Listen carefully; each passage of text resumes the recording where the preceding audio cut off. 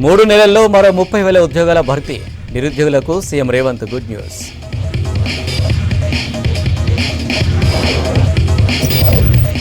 బడ్జెట్లో సిటీకి 10,000 కోట్లతో సంబరాలు. గత ప్రభుత్వం నిధులివ్వలేదన్న మేయర్.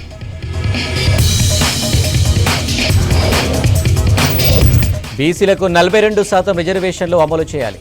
కులగణన చేయాలన్న ప్రజా తెలంగాణ ప్రతినిధులు.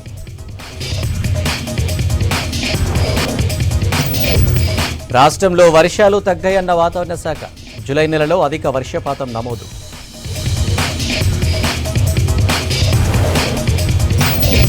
లాల్ దర్వాజా బోనాలకు ప్రభుత్వం ఏర్పాట్లు. ఎల్లుండి బోనాలు, 29న రంగం భవిష్యవాణి. 90 రోజుల్లో మరో 30,000 ప్రభుత్వ ఉద్యోగాలను భర్తీ చేయబోతున్నామని చెప్పారు సీఎం రేవంత్ రెడ్డి. రంగారెడ్డి జిల్లా వెట్టినాగులపల్లి అగ్నిమాపక శాఖ ట్రైనింగ్ అకాడమీలో 483 ఫైర్మెన్ల పాసింగ్ అవుట్ పరేడ్కు చీఫ్ గెస్టులుగా హాజరయ్యారు సీఎం రేవంత్, మంత్రి శ్రీధర్ బాబు. ఈ కార్యక్రమంలో హోంశాఖ special principal secretary Ravi Gupta, fire DG Nagireddy, MLA Prakash గౌడ్లు attend అయ్యారు.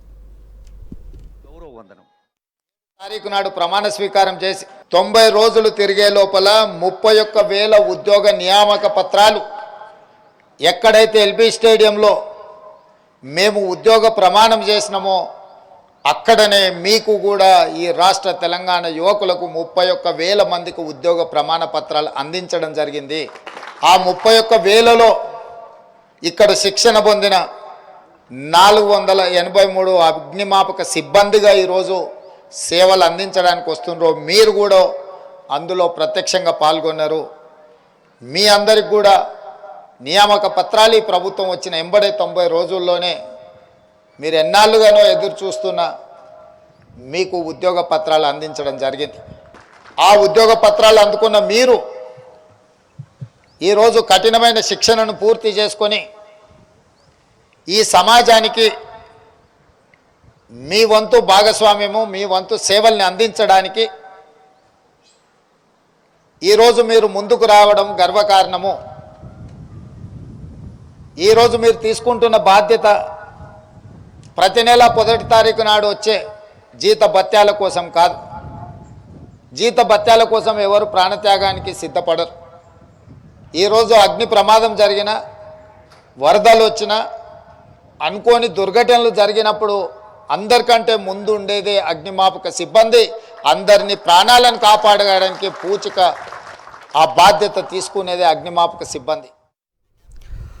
ఎల్ఆర్ఎస్ అనుమతుల కోసం ఇప్పటివరకు వచ్చిన దరఖాస్తులను పరిష్కరించాలని అధికారులకు సూచించారు డిప్యూటీ సీఎం భట్టి విక్రమార్క. సెక్రటేరియట్లో ఎల్ఆర్ఎస్ అమలుపై మంత్రి పొంగులేటి శ్రీనివాసరెడ్డితో కలిసి సమీక్ష నిర్వహించారు. భట్టి విధి విధానాలపై సుదీర్ఘ చర్చలు జరిపారు. ప్రజలకు ఇబ్బందులు రాకుండా పటిష్టంగా లేఅవుట్ రెగ్యులరైజేషన్ స్కీమ్ను అమలు చేయాలన్నారు. దరఖాస్తులను పరిష్కరించేందుకు అన్ని జిల్లాల్లో ప్రత్యేక టీంలను ఏర్పాటు చేయాలన్నారు. సిబ్బంది కొరత ఉంటే ఇతర శాఖల నుంచి డిప్యూటేషన్ తీసుకోవాలని సూచించారు భట్టి.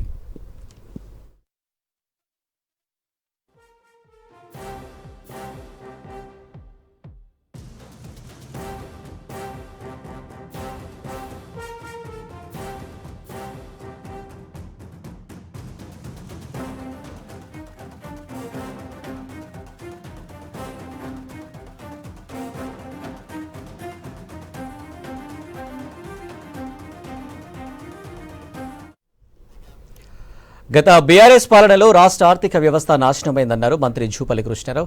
కేసీఆర్ చేసిన అప్పులకే 40,000 కోట్ల రూపాయలు కడుతున్నామన్నారు. ప్రజాస్వామ్యం అంటే కేసీఆర్ చులకన భావన ఉందన్నారు. ప్రజల ఓట్లతో ఉన్నత పదవులు అనుభవించిన కేసీఆర్ అసెంబ్లీకి ఎందుకు రావడం లేదని ప్రశ్నించారు మంత్రి జూపల్లి. 10 సంవత్సరాల అనుభవం ఉన్నటువంటి 80,000 పుస్తకాలు చదివిన మాజీ ముఖ్యమంత్రి కల్వకుంట్ల చంద్రశేఖర్ గారు మాట్లాడుతూ చీల్చి చెండాడతాం, బడ్జెట్ అంతా గ్యాస్ ట్రాష్ అని మాట్లాడారు. కేసీఆర్ గారు నిన్న మాట్లాడిన దానికి నేను ఒక్క మాటలు సమాధానం చెప్తా, ఇది నిజమా అబద్ధమో చెప్పాలా. 2022-23 సంవత్సరంలో 2,50,000 కోట్ల బడ్జెట్ పెట్టింది. ఖర్చు పెట్టింది ఆ సంవత్సరం కేవలం 2 లక్షల రూపాయలు. 50,000 కోట్ల రూపాయలు పెట్టలేకపోయినట్టు ఆదాయం లేదు, అన్ని అప్పులు దేంగా కూడా. మరి ఆ అనుభవం అయిన తర్వాత మళ్ళీ 2023-24లో 2,90,000 కోట్లు బడ్జెట్లు చూపించి ఖర్చు పెట్టింది 2,30,000 కోట్లు. అంటే మళ్ళీ బడ్జెట్ లో చూపించి కూడా 60,000 కోట్ల రూపాయలు ఖర్చు పెట్టలేకపోయారు. అంటే ఈ విధంగా మీరు బడ్జెట్ లో 1,000 కోట్ల రూపాయలు, లక్షల కోట్ల రూపాయలు ఎక్కువ చూపించి బడ్జెట్ ఖర్చు పెట్టలేకపోయినా చూపించిందేమో మీది గ్యాస్ కాదు, ట్రాష్ కాదు. అంటే ప్రతి సంవత్సరం కూడా ఆదాయాన్ని మించి 50,000 కోట్ల రూపాయలు, 90,000 కోట్లు ఎక్స్ట్రా చూపిస్తున్నారు. అదేమో గ్యాస్ ట్రాష్ కాదు. ఈ రోజున మొదటిసారి ముఖ్యమంత్రి అయినా కూడా గౌరవ ముఖ్యమంత్రి రేవంత్ రెడ్డి గారు, బట్టి విక్రమార్క గారు, ఫైనాన్స్ మినిస్టర్ గారు మీ లెక్క గ్యాస్ కొట్టకుండా బడ్జెట్ బడ్జెట్ అనేది ట్రాష్ కాకుండా కోసం రెండవ మాట కూడా ఏం మాట్లాడు కేసీఆర్ అంటే వ్యవసాయానికి సంబంధించి రైతులను నట్టేట ముంచిన మాట్లాడాడు. అంతే. అంటే ఏ రైతాంగానికి ఏది గతంలో ఇచ్చిన దానికి ఏది తగ్గకుండా అదనంగా వ్యవసాయం పైన ఆధారపడినటువంటి ప్రజలు ప్రత్యక్షంగా కానీ పరోక్షంగా కానీ రైతులైనా రైతు కూలీల వ్యవహారం మరి 31,000 కోట్ల రూపాయలు అదనంగా రుణమాఫీ చేస్తా ఉన్నాం. ఎట్లా? హైదరాబాద్ అభివృద్ధికి కాంగ్రెస్ సర్కార్ భారీగా నిధులు కేటాయించిందన్నారు కాంగ్రెస్ సీనియర్ నేత Jaggareddy. GHMC, HMDA, water board, metro, హైడ్రాకు నిధులు ఇచ్చిందన్నారు. హైదరాబాద్ సేఫ్గా ఉండాలని ప్రభుత్వం కోరుకుంటుందని చెప్పారు. గత బీఆర్ఎస్ సర్కార్ హైదరాబాద్కు ఎన్ని నిధులు ఇచ్చిందో చెప్పాలని ప్రశ్నించారు. హైదరాబాద్లో వానలు పడితే కేసీఆర్ ఫామ్ హౌస్లో కూర్చొని మొసలి కన్నీరు పెట్టారని మండిపడ్డారు. హుస్సేన్ సాగర్ను కొబ్బరి నీళ్లు చేస్తా, మూసీ నదిలో ఈత కొట్టేలా చేస్తారని కేసీఆర్ పిట్ట కథలు చెప్పారని విమర్శించారు జగ్గారెడ్డి. కాంగ్రెస్ గవర్నమెంట్ పూర్తి అసెంబ్లీ సమావేశాల్లో 24-25 సంవత్సరానికి సరిపడు పూర్తి యొక్క బడ్జెట్ని ప్రజల బడ్జెట్, ప్రజల అభివృద్ధి బడ్జెట్ రేవంత్ రెడ్డి ముఖ్యమంత్రి గారు ముందు చూపు ఆలోచనతో హైదరాబాదు ఇప్పుడున్న డెవలప్మెంట్ కంటే, అభివృద్ధి కంటే ఇంకా అదనంగా అభివృద్ధి చెందితే తెలంగాణ గుండెకాయ హైదరాబాదు ఎంత సేఫ్ ఉంటే తెలంగాణలో ఉన్న జిల్లాలకు సేఫ్ ఉంటుంది, అభివృద్ధి చెందుతుంది అనేది ముఖ్యమంత్రి రేవంత్ రెడ్డి గారి యొక్క ఆలోచన, వారి వ్యూహం. ఈ ఔటర్ రింగ్ రోడ్ అది కాంగ్రెస్ గవర్నమెంట్లోనే వచ్చింది కదా. ఔటర్ రింగ్ రోడ్ అప్పుడు రాజశేఖర రెడ్డి గారు ముఖ్యమంత్రిగా, కాంగ్రెస్ ముఖ్యమంత్రి రాజశేఖర రెడ్డి గారు ఉన్నప్పుడే మనకు ఔటర్ రింగ్ రోడ్ వచ్చింది. రేవంత్ రెడ్డి గారు ముఖ్యమంత్రిగా బడ్జెట్లో హైదరాబాద్ అభివృద్ధి కోసం 10,000 కోట్ల రూపాయలు కేటాయించడం జరిగింది. నిన్న ప్రతిపక్ష నాయకుడు కేసీఆర్ గారు అండ్ కేటీఆర్ గారు మీ 10 సంవత్సరాలు బీఆర్ఎస్ మీ గవర్నమెంట్ మీరు మీకు ప్రజలు ఇచ్చిన అవకాశం 10 ఏళ్లలో మీరు ఎప్పుడైనా అసెంబ్లీ బడ్జెట్ సమావేశాల్లో హైదరాబాద్కి ప్రత్యేకమైన నిధులు మీరు కేటాయించి బడ్జెట్లో ప్రవేశపెట్టిరా? వర్షాలు వచ్చినప్పుడు మీరు బాధపడుతున్నారు, మీరు ప్రగతి భవన్లో కూర్చొని ముసలి కన్నీరు మీరు కార్చడము, సింపతి చూపించడము, దీనికే పరిమితమయ్యారు తప్పితే ప్రతిపక్ష నాయకుడు కేసీఆర్ గారు పిట్టె కథలు చెప్పుట్లో మీరు దిట్ట. మూసీని శుభ్రం చేస్తా, మూసీలో నీరు వాడుతుంటే హైదరాబాద్ వాళ్ళు ఈత కొట్టేటట్టు చేస్తా, ఇది ట్యాంక్ బండ్ మీదకే పోతుంటే ఎవరికైనా దాహం అయితే హుస్సేన్ సాగర్లో దిగి లోటల గ్లాసులో ముంచుకొని నీళ్ళు తాగేటట్టు చేస్తా. కానీ ఇన్ని మాటలు నరికిన కేసీఆర్ గారు ఆ రోజు ₹1 బడ్జెట్లో పెట్టలేదు, మూసీ లేదు, హుస్సేన్ సాగరు లేదు. కాంగ్రెస్ గవర్నమెంట్ రేవంత్ రెడ్డి ముఖ్యమంత్రి గారు బడ్జెట్ని పెట్టేసిండు, 10,000 కోట్లు పెట్టిండు. బడ్జెట్లో నగరానికి 10,000 కోట్లు కేటాయించినందుకు సీఎం రేవంత్ రెడ్డికి ప్రత్యేక ధన్యవాదాలు తెలిపారు మేయర్ గద్వాల విజయలక్ష్మి. జీహెచ్ఎంసీ ప్రధాన కార్యాలయంలో కార్పొరేటర్లతో కలిసి బాణసంచా కాల్చి సంబరాలు జరుపుకున్నారు. గతంలో ఎప్పుడు లేని విధంగా నిధులు కేటాయించడం సంతోషకరమన్నారు. వచ్చే నిధులతో సిటీని మరింత అభివృద్ధి చేసుకుంటామన్నారు. గత ప్రభుత్వం నిధులు కేటాయింపులు చేసింది తప్ప విడుదల చేయలేదని విమర్శించారు మేయర్ విజయలక్ష్మి.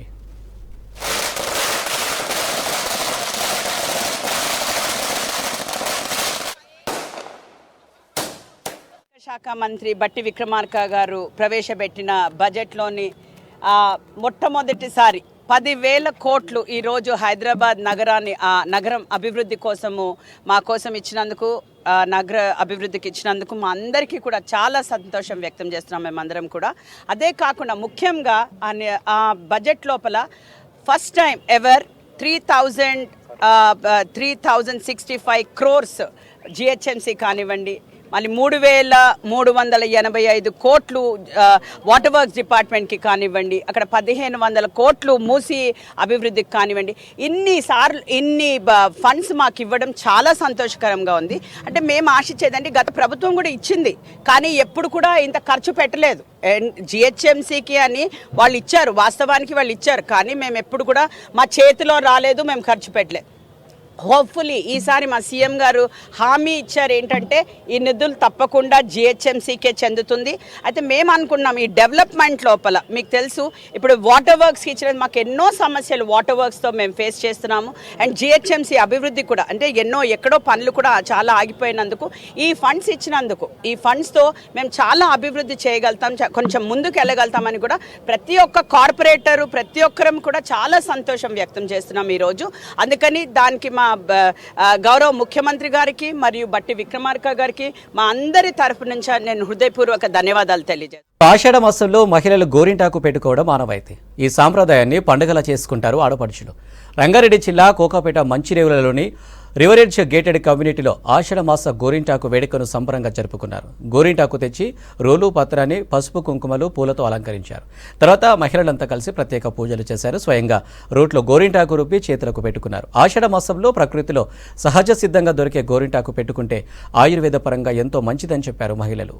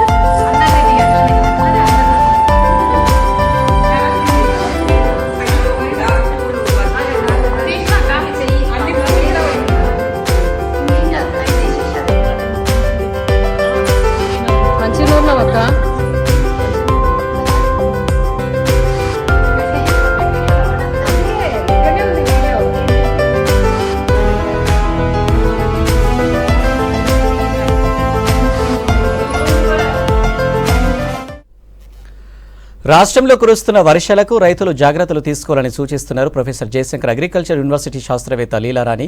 వరి, పత్తి, మొక్కజొన్న, కంది, మినుము, పెసర, ఆయిల్ సాగుకు చేళ్లలో నీరు నిల్వ ఉండకుండా చూడాలన్నారు. నీరు ఎక్కువగా ఉంటే మొక్క వేరు మురిగిపోతుందన్నారు. వర్షాలు ఎక్కువగా కురిసే ప్రాంతాల్లో పంటలు ఎత్తుమడులో సాగు చేయాలంటున్న అగ్రికల్చర్ యూనివర్సిటీ ప్రధాన శాస్త్రవేత్త డాక్టర్ లీలారాణితో నరేష్ ఫేస్ టు ఫేస్. గత వారం 10 రోజులుగా రాష్ట్ర వ్యాప్తంగా కూడా విస్తారంగా వర్షాలు కురుస్తూ ఉన్నాయి.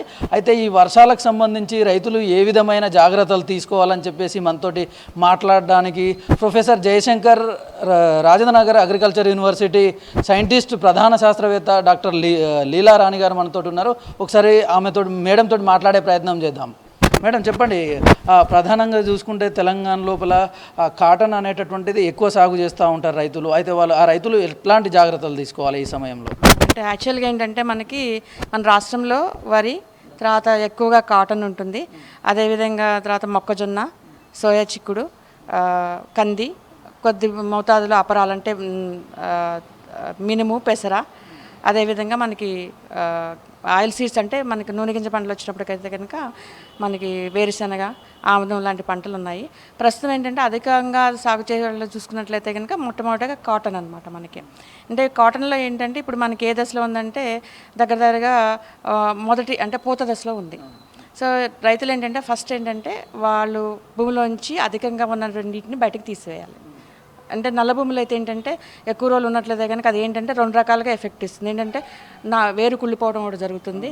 లేదంటే కనుక ఒక్కొక్కసారి ఏంటంటే వడలు తెగులంటే అదేమీ తెగులు కాదు, మొక్కలు వడబడిపోతాయి అన్నమాట. సో అట్లాంటప్పుడు ఏంటంటే ముఖ్యంగా రైతులు ఏంటంటే వాళ్ళ పొలాల్లో ఉన్నటువంటి అధికంగా ఉన్న నీటిని బయటకు తీసివేయాలి. ఫస్ట్ తీసివేసిన తర్వాత ఏంటంటే ఒకవేళ వాళ్ళు అంటే మొక్క వడిలిపోయి ఉన్నట్లయితే కనుక కాపర్ ఆక్సిక్లేర్ అంటే ఒక 3 గ్రాముల లీటర్ నీటికి కలిపి ఎక్కడైతే కనుక వేరుకుళ్ళు ఉండి మొక్కలు చనిపోయా ఆ మొక్కల చుట్టూ కనుక పోసుకున్నట్లయితే కనుక మిగతా మొక్కలకి ఆశించకుండా ఉంటుంది. అదేవిధంగా వడలు తెగులు ఉన్నట్లయితే కనుక ఏంటంటే మనకేంటంటే తాత్కాలికంగా పోషకాలను తీసుకోలేదు మొక్క.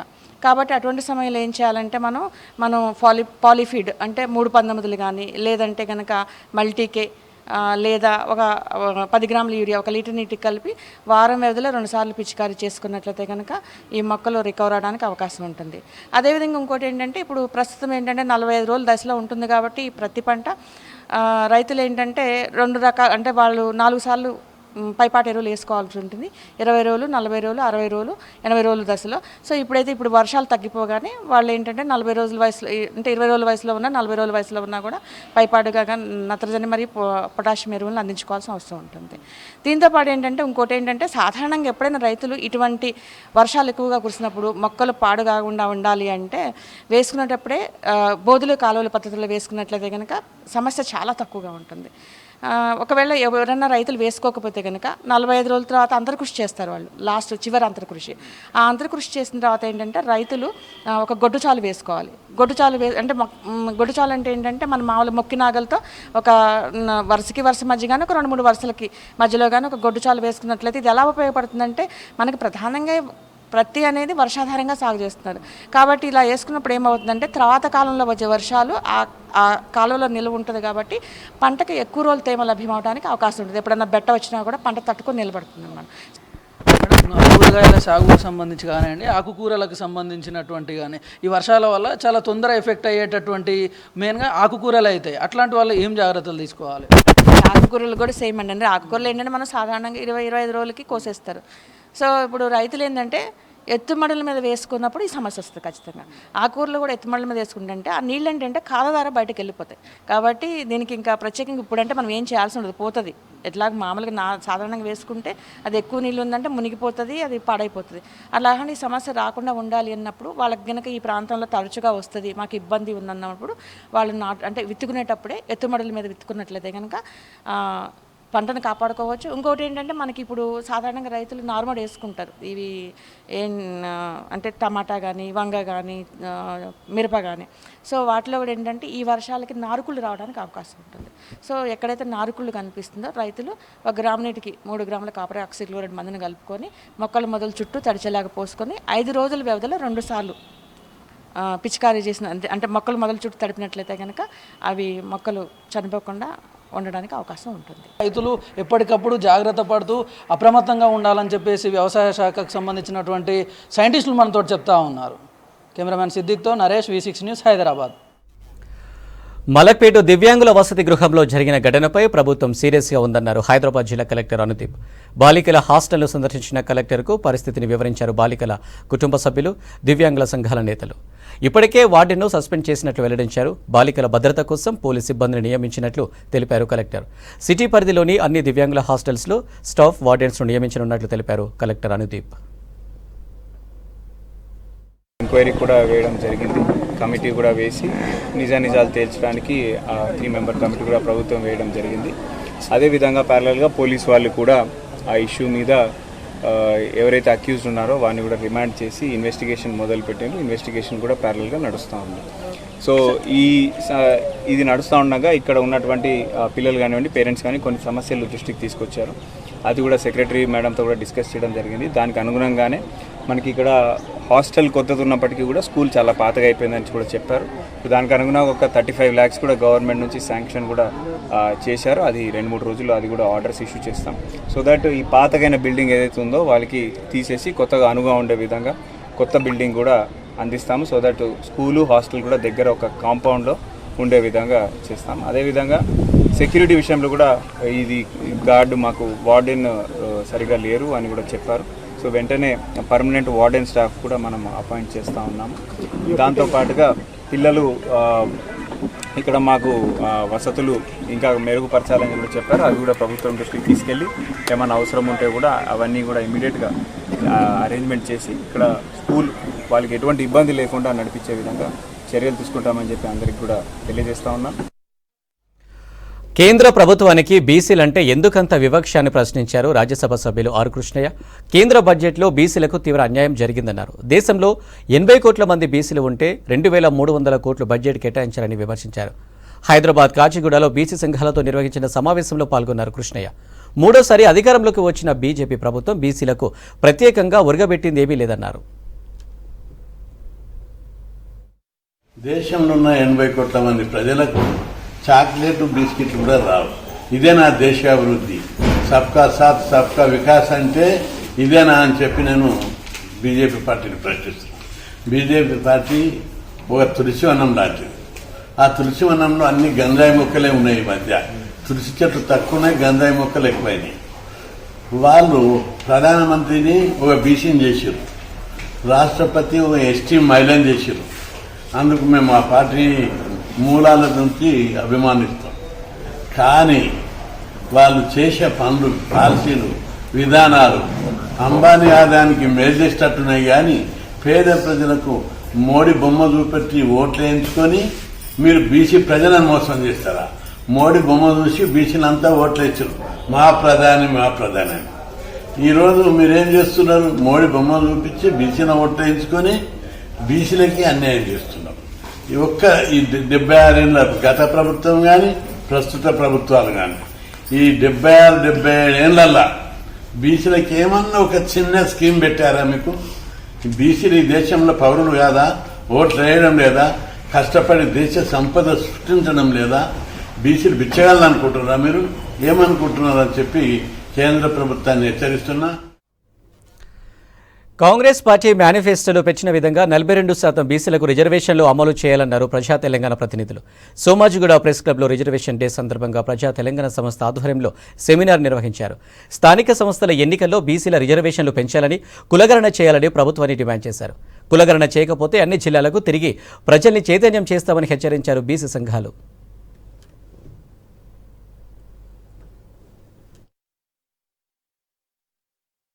వాళ్ళ వాతావరణం, పెరిగిన వాతావరణం, వాళ్ళకు చదువుకున్న వాతావరణం, అట్లాంటి వాతావరణంలో ఉన్న మనుషులకు మిగతా మంచి వాతావరణంలో పెరిగిన వాళ్ళతో పోటీ పెడితే వాళ్ళు గెలవడం అనేది కష్టం. కాబట్టి మెరిట్ అనేది ఒక రిలేటివ్ పదం ఒకటి.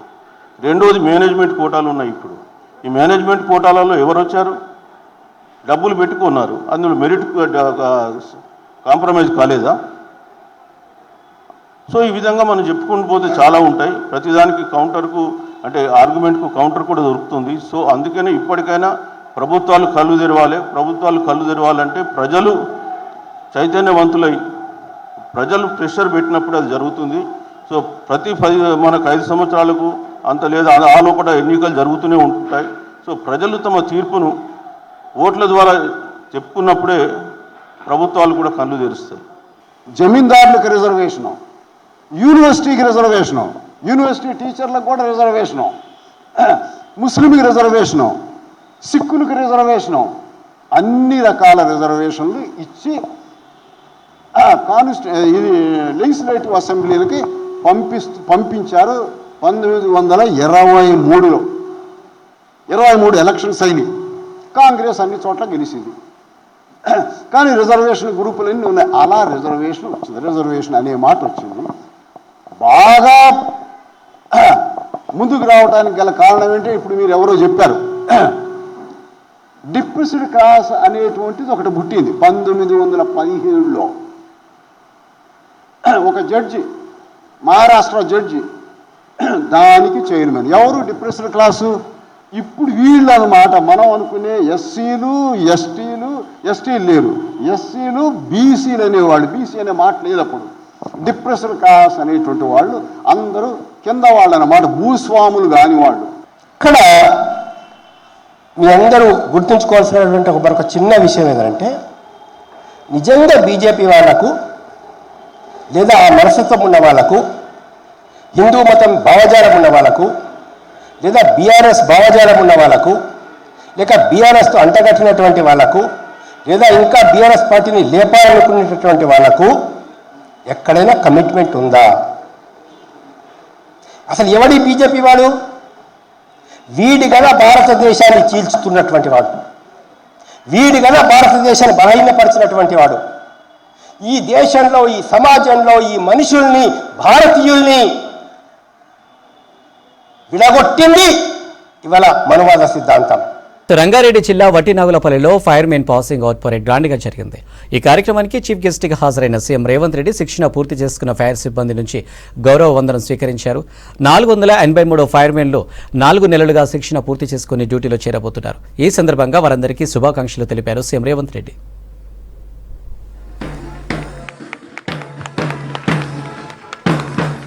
రంగారెడ్డి జిల్లా వట్టినాగులపల్లిలోని అగ్నిమాపక శిక్షణ అకాడమీలో పాసింగ్ అవుట్ పరేడ్ కార్యక్రమం కన్నుల పండుగగా జరిగింది. ఈ కార్యక్రమానికి సీఎం రేవంత్ చీఫ్ గెస్ట్ గా హాజరవగా మంత్రి శ్రీధర్ బాబు, స్థానిక ఎమ్మెల్యే ప్రకాష్ గౌడ్తో పాటు పోలీసు ఉన్నత అధికారులు పాల్గొన్నారు. 4 నెలల శిక్షణ తీసుకున్న 483 ఫైర్ మెన్లు పాసింగ్ అవుట్ పరేడ్ చేశారు. ఇదే కార్యక్రమంలో 157 మంది డ్రైవర్ ఆపరేటర్లకు నియామక పత్రాలు అందించారు సీఎం.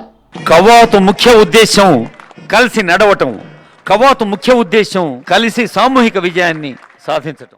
కాంగ్రెస్ ప్రభుత్వం అధికారంలోకి వచ్చిన 3 నెలల్లో 31,000 ఉద్యోగాలకు నియామక పత్రాలు ఇచ్చామన్నారు సీఎం రేవంత్ రెడ్డి. మరో 3 నెలల్లో 30,000 ఉద్యోగాలకు నోటిఫికేషన్లు ఇచ్చామన్నారు. అధికారంలోకి వచ్చి ఏడాది తిరగక ముందే 60,000కు పైగా ఉద్యోగాలు అందించి నిరుద్యోగుల్లో విశ్వాసం కల్పించామన్నారు. నిరుద్యోగులకు ఎలాంటి సమస్యలున్నా నిరసనలు చేయకుండా డైరెక్ట్గా మంత్రులు, అధికారులను కలిసి చర్చించాలని సూచించారు.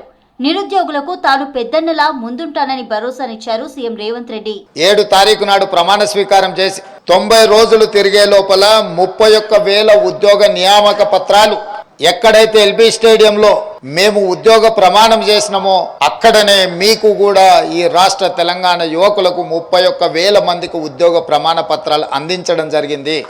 ఆ 31,000లో ఇక్కడ శిక్షణ పొందిన 483 అగ్నిమాపక సిబ్బందిగా ఈరోజు సేవలు అందించడానికి వస్తున్నారు. మీరు కూడా అందులో ప్రత్యక్షంగా పాల్గొన్నారు. మీ అందరికి కూడా నియామక పత్రాలు ఈ ప్రభుత్వం వచ్చిన 90 రోజుల్లోనే మీరు ఎన్నాళ్ళుగానో ఎదురు చూస్తున్న మీకు ఉద్యోగ పత్రాలు అందించడం జరిగింది. ఆ ఉద్యోగ పత్రాలు అందుకున్న మీరు ఈరోజు కఠినమైన శిక్షణను పూర్తి చేసుకొని ఈ సమాజానికి మీ వంతు భాగస్వామ్యము, మీ వంతు సేవల్ని అందించడానికి ఈరోజు మీరు ముందుకు రావడం గర్వకారణము. ఈరోజు మీరు తీసుకుంటున్న బాధ్యత ప్రతి నెల 1 తారీఖు నాడు వచ్చే జీత భత్యాల కోసం కాదు. జీత భత్యాల కోసం ఎవరు ప్రాణత్యాగానికి సిద్ధపడరు. విపత్తులు వచ్చినప్పుడు ప్రాణాలను పణంగా పెట్టి మరీ ఫైర్ మెన్లు ప్రజలను కాపాడుతున్నారని అన్నారు సీఎం రేవంత్ రెడ్డి. ఎన్నో కష్టాలు పడి ప్రభుత్వ ఉద్యోగం సంపాదించడంతో వారి తల్లిదండ్రులకు ఎంతో సంతోషం కలుగుతుందన్నారు. గ్రామీణ ప్రాంతాల నుంచి వచ్చిన వారే ఎక్కువగా ఫైర్ మెన్లుగా సెలెక్ట్ అయ్యారని గుర్తు చేశారు సీఎం రేవంత్. ఈ సమాజాన్ని కాపాడాలన్న లక్ష్యంతో మీరు ఈ రోజు ఈ ఉద్యోగంలో చేరి మీ బాధ్యతను నెరవేర్చడానికి ముందుకు వచ్చినందుకు తెలంగాణ రాష్ట్ర ముఖ్యమంత్రిగా మిమ్మల్ని అందరినీ మనస్ఫూర్తిగా అభినందిస్తున్నా. నిన్న ప్రవేశపెట్టిన బడ్జెట్ వాస్తవాలకు అనుగుణంగా ప్రజాప్రభుత్వం యొక్క ప్రాధాన్యతలను దృష్టిలో పెట్టుకొని health, education, employment and irrigation మీద ప్రత్యేకమైన ఫోకస్ పెట్టడం జరిగింది. ఈ ప్రభుత్వం అన్ని అంశాలను దృష్టిలో పెట్టుకొని మీకు ఉద్యోగ భద్రత కల్పించడమే కాకుండా మీరు చేసిన శ్రమకు 1 తారీఖు నాడు మీ జీత భత్యాలు చెల్లించడానికి ఒక స్పష్టమైన నిర్ణయంతో ముందుకు వస్తుంది. 30,000 ఉద్యోగాలు 90 రోజుల్లో నియామక పత్రాలు ఇవ్వడమే కాదు, ఇంకొక 90 రోజుల్లో ఇంకొక 30,000 ఉద్యోగాలకి ఇవాళ నోటిఫికేషన్లు ఇచ్చినాం. డిఎస్సి నోటిఫికేషన్ ద్వారా 11,000 టీచర్ పోస్టులను భర్తీ చేయాలని, గ్రూప్ 1, గ్రూప్ 2, గ్రూప్ 3లో కూడా ప్రభుత్వ ఉద్యోగ నియామక పత్రాలు ఇవ్వాలని, వివిధ శాఖలలో వచ్చిన ఖాళీలను దాదాపుగా ఇంకొక 30,000 పైచిలకు ఉద్యోగ నియామకాల కోసం పోటీ పరీక్షల్ని ఈ ప్రభుత్వం నిర్వహిస్తున్నది. క్లిష్ట సమయంలో ఫైర్ మెన్ ముందుంటారన్నారు మంత్రి శ్రీధర్ బాబు. అనేక మంది ప్రాణాలు, ఆస్తులను కాపాడుతున్నారని అన్నారు. ఇచ్చిన మాటకు కట్టుబడి జాబ్ క్యాలెండర్ ద్వారా ఉద్యోగాలు కల్పిస్తామన్నారు శ్రీధర్ బాబు. సీఎం రేవంత్ రెడ్డి చొరవతో ప్రతి జిల్లాకు ఫైర్ ఆఫీసర్ని నియమించుకున్నామని తెలిపారు ఫైర్ డీజీ నాగిరెడ్డి. విపత్తులు మరియు అగ్నిమాపక శాఖకు సంబంధించి చాలా క్లిష్టతరమైన సమయంలోనే మీరు ప్రత్యక్షంగా కనబడతా ఉంటారు. అనేక మంది ప్రాణాలు కాపాడుతూ, ఆస్తులను కాపాడుతూ, ఈ రాష్ట్రానికి సంబంధించిన మరి ఆస్తులను, తోటి సోదరులను కాపాడే ప్రయత్నంలో చాలామంది కూడా వారి జీవితాలను కూడా బలి చేస్తూ ఉంటారు. ఈ సందర్భంలో వారికి మరి రాష్ట్ర ప్రభుత్వం తరఫున వారు చేసే సేవలను హర్షిస్తూ, ఈ సందర్భంలో గౌరవ ముఖ్యమంత్రి గారు ఈరోజు దాదాపు 157 మందికి కొత్త రిక్రూట్మెంట్ను నిర్వహించడం, తద్వారా వారికి డ్రైవర్స్గా అన్ని అగ్నిమాపక వాహనాలకు సంబంధించి ఎక్కడ అవసరం ఉంటే అక్కడ వెనువెంటనే మీరందరూ కూడా స్పందించాలని ప్రభుత్వం ముఖ్యమంత్రి గారు తీసుకున్న నిర్ణయం.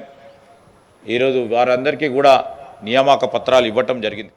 అగ్ని ప్రమాదాలతో పాటు ఎలాంటి విపత్తులు వచ్చినా ఫైర్మెన్ ముందుంటారని కొనియాడారు సీఎం, మంత్రి, ఉన్నతాధికారులు. పాసింగ్ అవుట్ పరేడ్ కార్యక్రమంలో ఫైర్మెన్ కుటుంబ సభ్యులు కూడా పెద్ద ఎత్తున పాల్గొన్నారు.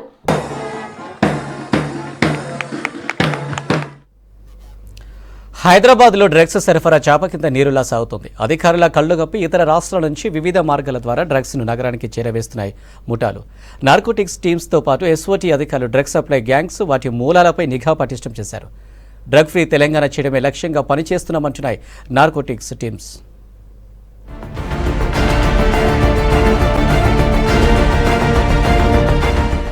రాష్ట్రంలో కాంగ్రెస్ అధికారంలోకి వచ్చిన తర్వాత డ్రగ్స్పై స్పెషల్ ఫోకస్ పెట్టింది. హైదరాబాద్ మత్తు నగరంగా మారుతుందనే ఆరోపణలతో యాంటీ నార్కోటిక్స్ బ్యూరోను బలోపేతం చేసింది. డ్రగ్స్ సప్లై మూలాల వేటలో యాక్టివ్గా పనిచేస్తుంది నార్కోటిక్ బ్యూరో. నగరంలోని పబ్స్, శివారు ప్రాంతాల్లోని విద్యా సంస్థలు, ఫామ్ హౌస్ల దగ్గర నిఘా పెంచింది. ఇటీవల కాలంలో పక్కా సమాచారంతో డ్రగ్స్ సప్లై చేస్తున్న గ్యాంగ్స్ను పట్టుకున్నారు నార్కోటిక్స్ బ్యూరో అధికారులు.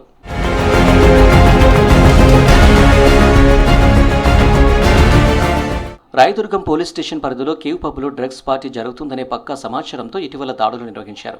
జోరా పబ్లో కూడా రైడ్స్ నిర్వహించారు అధికారులు. రాజస్థాన్ నుంచి హైదరాబాద్కు బస్సుల్లో స్వీట్ బాక్సుల మాటున హెరాయిన్ను తరలిస్తున్నారనే సమాచారంతో అధికారులు అలర్ట్ అయ్యారు. ఈ ఘటనలో నలుగురిని పట్టుకుని 7 కోట్ల విలువైన హెరాయిన్ను స్వాధీనం చేసుకున్నారు. వీటితో పాటు నైజీరియా నుంచి హైదరాబాద్కు కొకైన్ తీసుకువచ్చి అమ్మకాలు చేస్తున్నారనే సమాచారంతో నార్కోటిక్స్, సైబరాబాద్ ఎస్ఓటీ అధికారులు దాడులు నిర్వహించారు. 5 డ్రగ్స్ సప్లై చేసేవారని, మరో 5 డ్రగ్స్ కన్స్యూమర్స్ను పట్టుకున్నారు. ఇలా రోజు నగరంలో శివారు ప్రాంతాల్లో జరిగే డ్రగ్స్ సప్లైని, వినియోగాన్ని కట్టడం చేస్తుంది నార్కోటిక్ బ్యూరో అధికారులు.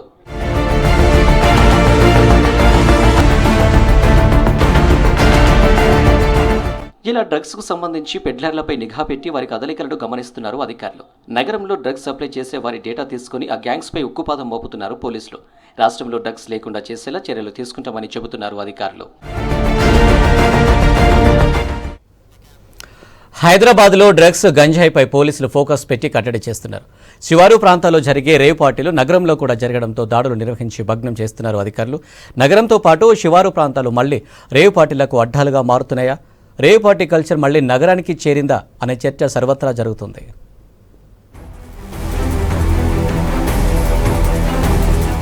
హైదరాబాద్ శివారు ప్రాంతాల్లోని ఫామ్ హౌస్లు, బహుళ అంతస్తుల బంగళాలు కేంద్రంగా గతంలో రేవ్ పార్టీలు, పేకట స్థావరాలు, ముజ్రా పార్టీలు, ఇతర అసాంఘిక కార్యకలాపాలు జరిగేవి.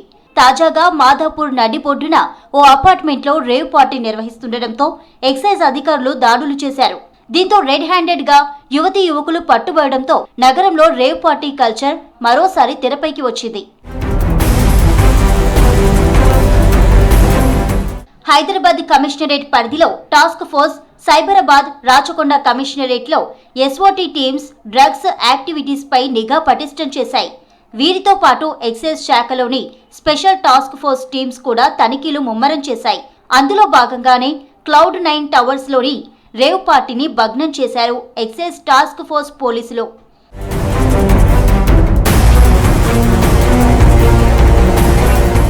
సిటీకి చెందిన వ్యాపారి నాగరాజు యాదవ్ పుట్టినరోజు సందర్భంగా 20 మంది ఫ్రెండ్స్తో రేవ్ పార్టీ ప్లాన్ చేశాడు. ఈ నెల 12వ తేదీన నాగరాజు ఫ్రెండ్స్ గోవా వెళ్లి అక్కడ కొకైన్ కొనుగోలు చేసి బస్సుల్లో హైదరాబాద్కు తీసుకువచ్చారు. ఇక తన సోదరుడు సాయి యాదవ్ ద్వారా విదేశీ మద్యం దుబాయ్ నుంచి తెప్పించాడు నాగరాజు యాదవ్. కిషోర్ అనే మరో వ్యక్తి ద్వారా Cloud9 టవర్స్లోకి పార్టీకి ఏర్పాట్లు చేసినట్లుగా గుర్తించారు పోలీసులు. 14 మంది యువకులు, 6 యువతులు పార్టీల్లో పాల్గొన్నారు.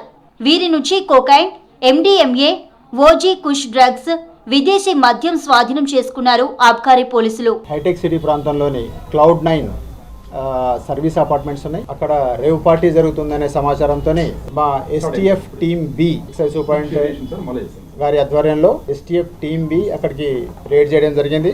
పార్టీ నాగరాజు యాదవ్ అని ఒక బిజినెస్ పర్సన్, రియల్టర్. ఆయన యొక్క బర్త్డే పార్టీ సందర్భం అది. ఆ బర్త్డే పార్టీ సందర్భంలో ఆయన బ్రదర్ అయిన సాయి కుమార్ యాదవ్, చట్టి కిషోర్, ఇమాన్యుయల్, తర్వాత నితిన్ అనే వ్యక్తులు ఉన్నారు. వీళ్ళతో పాటు ఇంకొక 10 మంది దాకా వీళ్ళ ఫ్రెండ్స్, తర్వాత వీళ్ళ బంధువులు, వాళ్ళతో పాటు ఒక 6 అమ్మాయిలు, యువతులు కూడా ఆ పార్టీలో ఉన్నారు. నగరంలో రేవ్ పార్టీ తెరపైకి రావడంతో అలర్ట్ అయ్యారు పోలీసులు.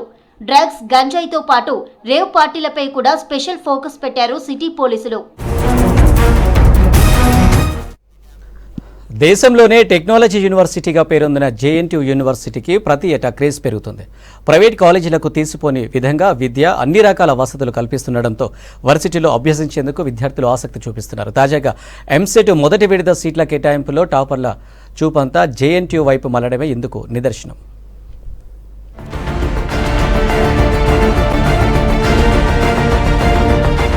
హైదరాబాద్ జేఎన్టీయూలో చదివేందుకు విద్యార్థులు ఆసక్తి చూపిస్తున్నారు. టాప్ ర్యాంకర్లలో ఎక్కువ శాతం తొలి ఆప్షన్ ను కంప్యూటర్ సైన్స్ కి ఇచ్చారు. 1000 లోపు ర్యాంకుల్లో జేఎన్టీయూ కాలేజ్ను ఎంచుకున్న అభ్యర్థులు మొత్తం 27 మంది ఉండగా అందులో సిఎస్ఈ కోర్సులో 24 మందికి సీట్లు లభించాయి. మరో 3 ఆర్టిఫిషియల్ ఇంటెలిజెన్స్, మెషిన్ లెర్నింగ్ కోర్సును ఎంచుకున్నారు.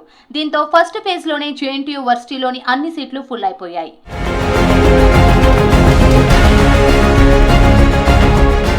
జేఎన్టీయూ హైదరాబాద్ కాలేజీలో మొత్తం 11 ఇంజనీరింగ్ కోర్సులు ఉన్నాయి.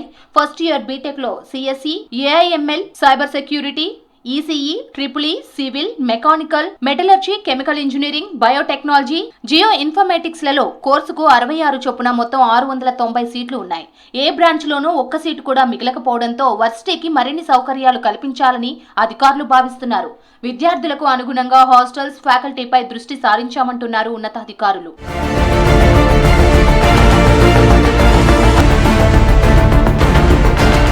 టాపర్లంతా జేఎన్టీయూలో సీట్లు పొందడం మంచి పరిణామమన్నారు వర్సిటీ ప్రిన్సిపల్ జీవి నరసింహారెడ్డి. ఐఐటీలతో సమానంగా జేఎన్టీయూ కాలేజీలోని విభాగాల్లో వరల్డ్ క్లాస్ ల్యాబొరేటరీలు, సదుపాయాలు ఉన్నాయని చెప్పారు. ఈ ఏడాది కంప్యూటర్ సైన్స్ లో అత్యధికంగా ఒక్క విద్యార్థికి 52 లక్షల ప్యాకేజీతో ప్లేస్మెంట్ లభించిందన్నారు. ప్రైవేట్ కాలేజీలతో పోలిస్తే జేఎన్టీయూలో అన్ని రకాల ఫెసిలిటీస్, ఎక్స్పీరియన్స్డ్ ఫ్యాకల్టీ, అత్యాధునిక ల్యాబొరేటరీలు ఉన్నాయన్నారు నరసింహారెడ్డి. రాష్ట్ర ప్రభుత్వం జేఎన్టీయూ పైన స్పెషల్ ఫోకస్ పెట్టింది. భవిష్యత్తులో తెలంగాణ పక్క రాష్ట్రాలతో పోటీ పడే పరిస్థితి నుంచి ప్రపంచంతోనే పోటీ పడే విధంగా మన రాష్ట్రం ఎదగాలి. ఎదగడానికి అవసరమైన ప్రణాళికలు, విధానాలు మేము తీసుకొస్తాము, అమలు చేసే బాధ్యత మీది. ఎందుకు అని అంటే మీరు అమలు చేసినప్పుడే ఆ క్వాలిటీ ఎడ్యుకేషన్, క్వాలిటీ ట్రైనింగ్ వస్తుంది. ఆర్టిఫిషియల్ ఇంటెలిజెన్స్ అనేది దేశాన్ని, ప్రపంచాన్ని నడిపించబోతుంది. ఆ అవసరాలను గుర్తించి ఇండియాలో లీడ్ పార్ట్నర్ గా ఆర్టిఫిషియల్ ఇంటెలిజెన్స్ లో తెలంగాణ రాష్ట్రం ఉండాలన్న ఆలోచనతోని మీ దగ్గర చదువుకుంటున్న విద్యార్థులను ఆర్టిఫిషియల్ ఇంటెలిజెన్స్ వైపు మీరు వాళ్ళకి ఆ కోర్సులు కావాల్సిన విధానాన్ని మీరు తీసుకొని ముందుకు రండి. దానికి సంబంధించి మా ప్రభుత్వం ఒక స్పష్టమైన విధానంతో మిమ్మల్ని ప్రోత్సహించడానికి సిద్ధంగా ఉన్నదని చెప్పి నేను చెప్పదలుచుకున్నాను. అదే విధంగా ప్రభుత్వం ఆలోచన చేసి స్కిల్ డెవలప్మెంట్ యూనివర్సిటీని, ఒక కొత్త యూనివర్సిటీని ఇంట్రడ్యూస్ చేసి తొందరలోనే ఆ యూనివర్సిటీని మనం స్టార్ట్ చేస్తున్నాం. తాజాగా సీఎం రేవంత్ రెడ్డి వర్సిటీలో పర్యటించి విద్యార్థులకు నాణ్యమైన విద్యతో పాటు మరిన్ని వసతులు కూడా కల్పించాలని అధికారులకు సూచించారు.